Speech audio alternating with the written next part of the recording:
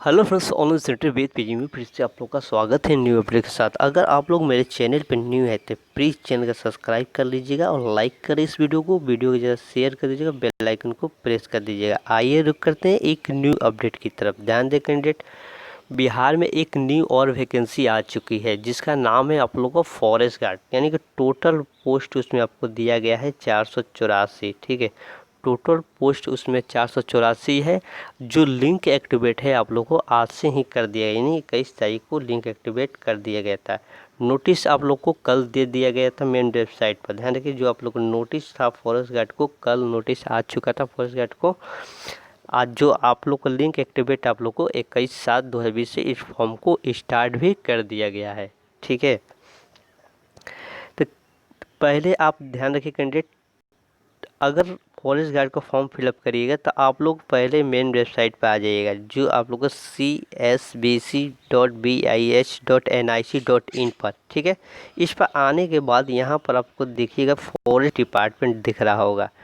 ठीक है, यहाँ आप लोग को फॉरेस्ट डिपार्टमेंट दिख रहा होगा। ठीक है, इस पर क्लिक करिएगा। क्लिक करने के बाद आपको दो चीज़ यहाँ पर दिया गया है। पहले आप जो डेट है 20/7/2020, जो नोटिस जो अप्लाई ऑनलाइन पोस्ट, जो फॉरेस्ट गार्ड का फॉर्म फिलअप करिएगा। तो फॉर्म फिलअप करने में कोई कठिनाई नहीं है। ठीक है, फॉर्म स्टेप बाय स्टेप जैसे आप लोग होम गार्ड के फॉर्म फिलअप किए थे ऐसे ही सेम टू सेम यही प्रोसेस आपको रखा गया है, या बिहार पुलिस का फॉर्म फिलअप किए थे, कोई फॉर्म भरने में कोई कठिनाई नहीं है। ठीक है, तो फॉर्म आप लोग आसानी के साथ फॉर्म भर सकते हैं, कोई दिक्कत नहीं है इसमें। ठीक है, दूसरी बात ध्यान रखिए कैंडिडेट, जो 20/7/2020 जो आप लोग को नोटिस दिया गया था, इस नोटिस को आप लोग ज़रूर पढ़ें। ठीक है, नोटिस को ज़रूर पढ़ दें। हालांकि हम अभी बता देंगे आपको क्या क्या इसमें प्रक्रिया है, सारे कुछ आपको जानकारी दे देंगे। ठीक है, फिर से आप लोग एक बार रिपीट कर लीजिएगा, क्योंकि नोटिस बहुत अहम रहती है। ठीक है, फॉर्म भरने से नहीं होगा, पहले नोटिस को पूरा पढ़ना पड़ता है। ठीक है, क्या क्या उसमें आप लोगों को प्रक्रिया है। ठीक है, एज कैटेगरिया हो गया, आपका सिलेक्शन प्रोसेस हो गया। ठीक है, और आपका हाइट कितना है। ठीक है, इसमें हाइट भी आप देख सकते हैं, हाइट का कितना मांग रहा है। ठीक है, कितना आप लोग का हाइट पर छूट है, एज कब से कैलकुलेट कर, सारी प्रक्रिया इसमें आपको बताया जाता है। ठीक है, तो फॉर्म भरने से पहले आप लोग ये अपना नोटिस एडवांस संख्या को डाउनलोड करके पढ़ लीजिएगा। चलिए हम डाउनलोड कर लिए, इसके बारे में आप लोग को जानकारी भी दे देते हैं। ठीक, जानकारी देने के बाद भी एक बार आप लोग भी रिपीट कर लीजिएगा। तो ध्यान दें कैंडिडेट, जो ऑनलाइन प्रक्रिया है आप लोग की, इसमें पहले तो आपको बताया गया कि अंतिम डेट, स्टार्टिंग में आपको अंतिम डेट बताया गया इसमें 4/9/2020, 4/9/2020 की जो आप लोग की अंतिम डेट है फॉरेस्ट गार्ड का जो फॉर्म आप लोग फिलअप करिएगा, तो आप लोग का जो डेट है 4/9/2020। ठीक है, टोटल पोस्ट की बात किया जाए तो इसमें आप लोग को 484 पद आपको दिया गया है, 484 पद आप लोग को दिया गया है। सैलरी की बात किया जाए तो सैलरी आप लोग को 21,700 से लेकर 69,100 रुपये आप लोग को देना है, जो आपको पर मंथ आपको मिलेगा। ठीक है, जो शॉर्ट नोटिस आपको हम बता दे रहे हैं क्या क्या इसमें आपको मांग रहा है। ठीक है, आइए अब जानते हैं रिक्तों की संख्या। जो समान वर्ग के हैं जो 186, जिसमें आप लोग को 58 महिलाओं के लिए है, इसमें 35% का आरक्षण दिया जाएगा। जितनी महिलाएं इस फॉर्म को फिलअप करिएगा तो आप लोग को 35% का आपको आरक्षण दिया जाएगा, जो आपको पहले ही नोटिस में यहाँ पर दे दिया गया है। दूसरा, आप लोग के आर्थिक रूप से कमज़ोर वर्गों के लिए 41 और 12 महिलाओं के लिए। ठीक है, अनुसूचित जनजाति के लिए 72 और 25 आप लोग की महिलाओं के लिए जो कि सीट है। अनुसूचित जनजाति के लिए 7 और 2 आप लोग की महिलाओं के लिए। अत्यंत पिछड़ा वर्ग हैं जो 46 और 17 महिलाओं के लिए। इसी प्रकार आप लोग पिछड़ा वर्ग से 125, 17 महिलाओं के लिए, और पिछड़ा वर्ग महिलाओं के लिए बस 7। ठीक है, और जो आप लोग को स्वतंत्रता सेनानी है उनके 9, यानी कि टोटल आप लोग को 484 पद इसमें आपको दिया गया है। ये हो गया आपका सीट के बारे में। अब एज गणना की बात की जाए, इसमें एज जो आप लोग के एज गणना के बाद सबसे बड़ा चीज़ है आप लोग का एज, ठीक है। अगर न्यू कैंडिडेट हैं, अगर आप लोग न्यू कैंडिडेट हैं तो ध्यान रखिए कि 1/1/2020 से 1/1/2020 से आपका एज जो है 18 वर्ष हो जाना चाहिए। 1/1/2020 से आप लोग का एज जो कैटेगरिया है 18 वर्ष हो जाना चाहिए, ठीक है। अगर पुराना कैंडिडेट है जो उनका एज ओवर हो रहा है, ठीक है, तो वो अपना एज कैटेगरिया 1/1/2020 से कर लेंगे, देख लेंगे कि आपका एज अगर 22 वर्ष हो रहा है या 23 वर्ष हो रहा है तो इस फॉर्म को आप लोग डाल सकते हैं, ठीक है। तो जो 23 वर्ष है आप लोग का जनरल कैटेगरी का एज है, जो आप लोग का 23 वर्ष जो आपका एज मांग रहा है इसमें आपको जनरल कैटेगरी का है। और ओबीसी कैंडिडेट होंगे तो उनका 25 वर्ष प्लस में आपको 3 वर्ष का आपको छूट दिया जाएगा, ठीक है। लेकिन 3 वर्ष का छूट का इसमें आपको 27 वर्ष रहेगा, ठीक है। हालांकि इसमें कहा गया नहीं है, 3 वर्ष आप लोग जोड़ लीजिएगा, ठीक है, देख लीजिएगा। और यहाँ पर देखिए महिलाओं के लिए आप लोग को 3% पद जो पिछड़ा वर्ग महिलाओं के लिए आरक्षित है, ठीक है, जिसमें आप लोग को 35% का आरक्षण दिया जाएगा।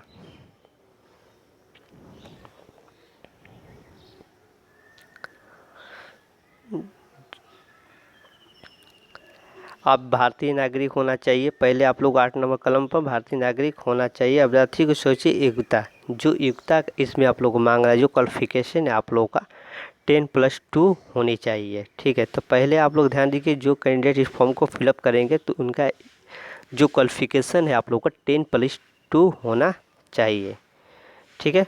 उम्र की गणना जो आप लोग को मैट्रिक से की जाएगी, जो मैट्रिक में आप लोग का एज होगा उसी के आधार पर आपको होगा, ठीक है। अब आती है आप लोग को एज समान वर्गों के लिए, ठीक है, 18 से 23 वर्ष होने चाहिए, ठीक है। 18 से 23 वर्ष होना चाहिए, जिसमें पुरुष और महिला दोनों जो जनरल कैटेगरी में आते हैं उनका एज कैटेगरिया 18 से 23 वर्ष, ठीक है। और यहाँ 2 नंबर कलम पर जो आर्थिक रूप से कमजोर वर्ग आरक्षण में है 2019 की धारा 4 के अनुसार प्रावधान राज्य के लागू अन्य किसी के अधिनियम के द्वारा जो विभिन्न आरक्षित कोटि में जो भी आरक्षण के अंतम आर्थिक रूप से कमजोर वर्गों के लिए जो कि समान आरक्षित वर्गों के पुरुष और महिलाओं को विवाहित आयु सीमा में छूट दी जाएगी, ठीक है। जो समान वर्ग में है जो कमजोर रूप से है तो उनको भी आयु सीमा में छूट दी जाएगी। कितना दी जाएगी इसके बारे में आपको डिस्कस नहीं किया गया है। 3 नंबर कॉलम में आइएगा जो पिछड़ा वर्ग है और अत्यंत पिछड़ा वर्ग है, ठीक है। जो पिछड़ा वर्ग है और अत्यंत पिछड़ा वर्ग है तो उनको जो एज कैटेगरिया है आप लोग को 18 से 25 होनी चाहिए, जो एज कैटेगरिया है 18 से 25 होनी चाहिए। हालांकि इसमें आप लोग को 3 बरस जोड़ा जाएगा तो आपको 28 वर्ष एज होनी चाहिए, जो कि आपको इस बारे में बताया नहीं गया है, खाली छूट के बारे में बताया गया। आपको छूट ओबीसी पर दिया जाएगा, जो कैंडिडेट ओबीसी हैं तो उनको एज में छूट दिया जाएगा। तो हालांकि इसमें आपको 27 वर्ष नहीं कहा गया है, आपको 3 वर्ष जोड़िएगा, इसमें ट्राई करिएगा, ठीक है। और यहाँ पर देखिएगा अनुसूचित जनजाति जो कैंडिडेट हैं 18 से 28 वर्ष होना चाहिए। SC ST जो कैंडिडेट होंगे 18 से 28 ईयर्स होना चाहिए, ठीक है। 18 से 28 वर्ष आपको इसमें एज मांगा गया है, ठीक है। जो आरक्षण कोटा में आप लोग को आरक्षण दिया जाएगा। और यहाँ पर एक चीज़ ध्यान रखिए, अभ्यर्थियों की वाई की गणना मैट्रिकुलेशन एवं समकक्ष परीक्षाओं का प्रमाण पत्र की अंकित जन्म तिथि के आधार पर की जाएगी। जो मैट्रिक में आप लोग का एज है उसी के आधार पर आपको किया जाएगा, ठीक है, ठीक है। जो पिछड़ा वर्ग और अत्यंत पिछड़ा का एज है और महिलाओं की जो न्यूनतम उम्र है जो 18 से 25 से है, ध्यान रखिए कैंडिडेट। यहाँ पर आपको बताया गया जो 5 वर्ष की छूट दी जाएगी जो SC ST कैंडिडेट है। अब यहाँ पर हाइट की बात किया जाए, जो हाइट आप लोग का ध्यान रखिए, जो न्यूनतम हाइट है आप लोग का ऊंचाई 160 सेंटीमीटर अनुसूचित जनजाति के लिए। जो कैंडिडेट SC ST में उनका एज जो है आप लोग को 160 सेंटीमीटर होनी चाहिए, ठीक। और दूसरा जो आप लोग का समान वर्ग है आप लोग या अत्यंत पिछड़ा वर्ग है या पिछड़ा वर्ग है BC1 BC2 है तो 1.65 सेंटीमीटर आपका हाइट होना चाहिए।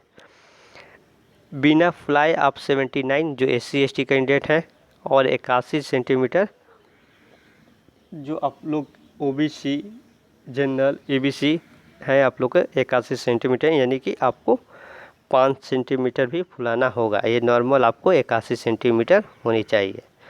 सीमा का न्यूनतम फुलाना आपको 5 सेंटीमीटर अनिवार्य होगा, ठीक है। पैदल चलने की क्षमता जो पुरुष कैंडिडेट हैं ध्यान रखिए 4 घंटे में आपको 25 किलोमीटर जो SC ST कैंडिडेट है उनको चलना है, ठीक है। SC ST के लिए आप लोग को यहाँ पर 4 घंटा 25 किलोमीटर आपको चलना है। अगर समान वर्ग या अत्यंत पिछड़ा वर्ग या EBC1 के लिए 4 घंटा 25 किलोमीटर, यानी कि आप लोग को जो पैदल चलने में कोई छूट आप लोग को नहीं दिया गया है। और यहाँ पर महिलाओं के लिए न्यूनतम ऊंचाई, ठीक है, जो महिलाओं के लिए न्यूनतम ऊंचाई जो है आप लोग को 55 सेंटीमीटर जो आप लोग का है जो SC ST का है, ठीक है। एक जो आप लोग का 55 है जो SC ST का आपको दिया गया है। अन्य जो है आप लोग को 160 सेंटीमीटर, यानी कि EBC BC1 general category 160 centimetre आपको दिया है। पैदल चलने की क्षमता इसमें आप लोग को 4 घंटा 14 किलोमीटर और 4 घंटा 14 किलोमीटर आप लोग को दिया गया। दोनों में आप लोग को सेम है ये,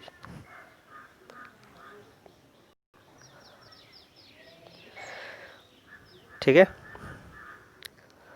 आप लोग को जो वैकेंसी आप लोग को 10+2 पे ध्यान रखिए, जो आप लोग को वैकेंसी है 10+2 पर आपको बार बार यहाँ पर आपको रिपीट किया जा रहा है। प्रश्न पत्र आप लोग को 100 प्रश्न होंगे जिसमें आप लोग का टोटल अंक होगा आप लोग को 400 अंक का होगा, ठीक है। आप लोग को प्रश्न जो होंगे 100 होंगे लेकिन प्रत्येक अंक आप लोग को 4 अंक का होगा, ठीक है। प्रत्येक जो अंक होगा हर एक क्वेश्चन पर 4 अंक मिला जाएगा आपको, ठीक है। तो यानी कि टोटल अंक आपको 400 हो गया। भाग 1 की बात की जाए तो इसमें आप लोग को 30 प्रश्न जो कि आपको राष्ट्रीय या अंतर्राष्ट्रीय महत्व की एक समाही घटनाओं के भारत का ऐतिहासिक और भारतीय राष्ट्रीय आंदोलन के भूगोल, भारतीय राजतंत्र और शासन, आर्थिक रूप से सामाजिक विकास के जो आप लोग को संबंधित होंगे 30 अंक जो आप लोग को पूछा जाएगा, ठीक है। दूसरी जो 25 है आप लोग को जो कि प्रश्न 10वीं की कक्षा का स्तर पर आधारभूत या संख्या में आंकड़ों के निर्वाचन आंकड़ों को पर्याप्त यदि के संबंधित प्रश्नों पर आधारित होंगे, ठीक है। 25 जो प्रश्न होंगे जो आप लोग के जैविक विविधता और जलवायु परिवर्तन पर होंगे। और आप लोग को भाग 4 जो है आप लोग को हिंदी में आपको गद्यांश जो होगा आपको पूछा जाएगा, ठीक है। टोटल आपको 100 क्वेश्चन हो गया, ठीक है। जो मेन टॉपिक है आप लोग को हम बता दे रहे हैं, ठीक है। नेगेटिव मार्क इसमें है, ध्यान रखिए जो कैंडिडेट नेगेटिव मार्क आपको इसमें दिया गया है। यहाँ पर देखिए यहाँ कब पढ़िएगा तो आपको नेगेटिव मार्क पढ़ने को मिलेगा, ठीक है। प्रत्येक प्रश्न के उत्तर के लिए आप लोग को विकल्प में उम्मीदवारों को प्रत्येक प्रश्न के लिए दिए गए गलत पर उत्तर के लिए उस प्रश्न के हेतु दिए जाने पर अंकों पर 1/3 दंड होंगे, ठीक है। यानी कि आप लोग को 0.4 अंक काट लिया जाएगा, ठीक है। एग्ज़ाम जो है आप लोगों को ओमार बेस पर होगा, जो आप लोग का ऑफलाइन एग्ज़ाम मोड में होगा। अब यहाँ पर कटअप दी जो आप लोग का सिलेक्शन जो प्रोसेस है यहाँ पर ध्यान रखिए। जो समान वर्ग है आपको 40% लाना अनिवार्य है। पिछड़ा वर्ग है आप लोग को 36.5% लाना अनिवार्य है। जो BC1 कैंडिडेट है और BC2 कैंडिडेट है ध्यान रखिएगा। जो पिछड़ा वर्ग है यानी कि BC2 36.5% लाना है और पिछड़ा वर्ग जो है जो EBC1 34%, अनुसूचित जनजाति है जो आपको 32% लाना अनिवार्य होगा, ठीक है। और समस्त आरक्षित गैर महिलाओं के लिए भी आप लोग को 32% ले आना अनिवार्य है। इसमें आपको जो परसेंटेज के हिसाब पर यहाँ प्रक्रिया आपको बता दिया कि और पास करने के आपको दिया गया है। जो अभ्यर्थी परीक्षा में जो निर्धारित न्यूनतम का हाथ प्राप्त करने के असफल रहेंगे उनको निर्धारित घोषित किया जाएगा। ठीक है, शारीरिक दक्षता में उनको शारीरिक दक्षता में परीक्षा में भाग लेने की स्वीकृति नहीं दी जाएगी। ठीक है, जो पास नहीं करे उनको शारीरिक दक्षता में आपको नहीं बुलाया जाएगा। ठीक है, जो पास करेंगे उन्हीं को आपको बुलाया जाएगा, ये तो सबको पता है। यहाँ रखिए, आप लोग को जो मेधा सूची है आप लोग को 2 गुणा आपको दिया जाएगा, 2 गुणा अनुपात में आपको मेधा सूची को तैयार किया जाएगा। ठीक है, तो बाकी सब आपको फिटनेस आप लोग को रहना चाहिए, जो आप लोग का शरीर ही है आपका फिटनेस होना चाहिए, जो आप लोग को मेडिकल की जांच होगा। और यहाँ एक चीज़ और पढ़ लीजिए, जो आप लोग को दिया गया है कि लिखित परीक्षा के आधार पर चयनित अभ्यर्थियों को शारीरिक दक्षता और परीक्षा में सम्मिलित होने पर इसमें असफल होने का अनिवार्य होगा। जो शारीरिक दक्षता शारीरिक योग्यता के न्यूनतम पर निर्धारित कुछ मानदंड में छूट अनुपन्न नहीं होंगे। ठीक है, जो शरीर जो आप लोग की दक्षता है, जो आपको दौड़ होगी उसमें कोई भी छूट आपको नहीं दिया जाएगा। ठीक है, अंतिम मेधा सूची, जो वनरक्षी पद के नियुक्ति के चयन के लिए मेधा सूची लिखित परीक्षा के अभ्यर्थियों के द्वारा अंकों के आधार पर मेधा सूची आरक्षण की कोटि के बाद तैयार किया जाएगा। जो अंकों के आधार पर आप लोगों को मेधा सूची को तैयार किया जाएगा।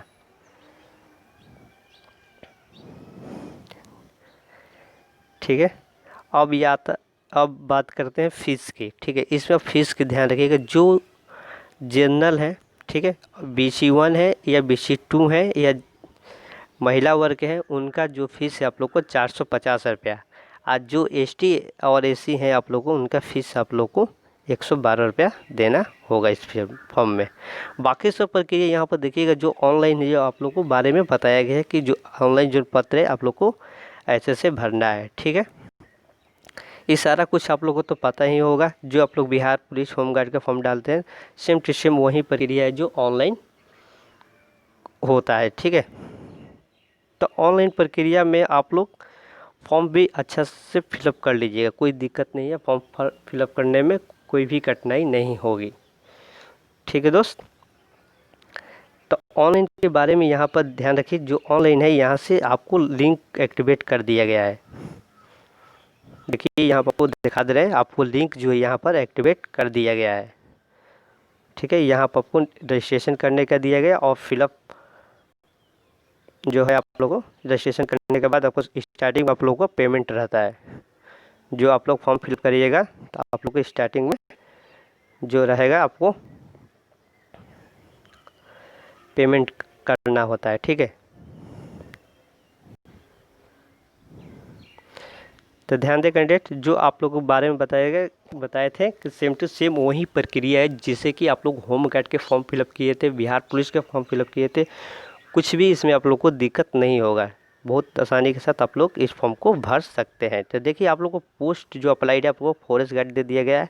पहले आप लोग को जो फुल नेम लिखना है, जो फर्स्ट नेम, मिडिल नेम और लास्ट नेम, और आप क्या है नेशनैलिटी आपको इंडियन है, मोबाइल नंबर भी डाल देना है और ईमेल आईडी है, अपना ईमेल आईडी डालिएगा। और बिहार स्टेट से आते हैं तो आपको यस कर दीजिएगा, और बिहार के एम्प्लॉय होंगे तो यस कर दीजिएगा। कौन सा कैटेगरी में आते हैं, रिजर्व कैटेगरी में कौन सा आते हैं आप लोग, ठीक है, तो इसमें आप लोग को चूज कर लेना है। ठीक है, उसके बाद अपना डेट ऑफ बर्थ डालकर प्रोसीड कर दीजिए। प्रोसीड जैसे ही करिएगा तो आप लोग को पेमेंट मांगा जाएगा। पहले स्टार्टिंग में आप लोग को पेमेंट मारिएगा तब आप लोग का रजिस्ट्रेशन होगा। तो ध्यान रखिए कैंडिडेट, जो मोबाइल नंबर ईमेल आईडी पर अपना ध्यान रखिएगा। ठीक है, ये सबसे महत्वपूर्ण रहता है आप लोग को फॉर्म फिलअप करने में, क्योंकि आप लोग को मोबाइल नंबर अगर ईमेल आईडी कोई दोनों में से कोई एक भी रहेगा तो आप लोग को रजिस्ट्रेशन जो आप लोग को मिल जाएगा और एडमिट कार्ड भी निकल जाता है। कितना लोगों का है कि मोबाइल नंबर बंद हो जाता है, कितना लोग है कि आपका ईमेल आईडी भी बंद हो जाता है। ठीक है, तो इस चीज़ आप लोग गौर करिएगा डालने से पहले। ठीक है दोस्त, वीडियो अच्छा लगे तो वीडियो को ज़्यादा से ज़्यादा आप लोग शेयर कर दीजिएगा, क्योंकि और कितने लड़के हैं जो आप लोग फॉर्म भरने में जो देहात के लड़के हैं उनको मालूम नहीं चलता है, क्योंकि इसमें डाल दीजिएगा। ठीक है, आप लोग ग्रुप में आप लोग डाल दीजिएगा वीडियो को। ठीक है, अगर आप लोग चैनल पर न्यू है तो प्लीज़ चैनल का सब्सक्राइब कर लीजिएगा, क्योंकि आप लोग को नोटिफिकेशन हमेशा मिलता रहे। ठीक है दोस्त, थैंक्स।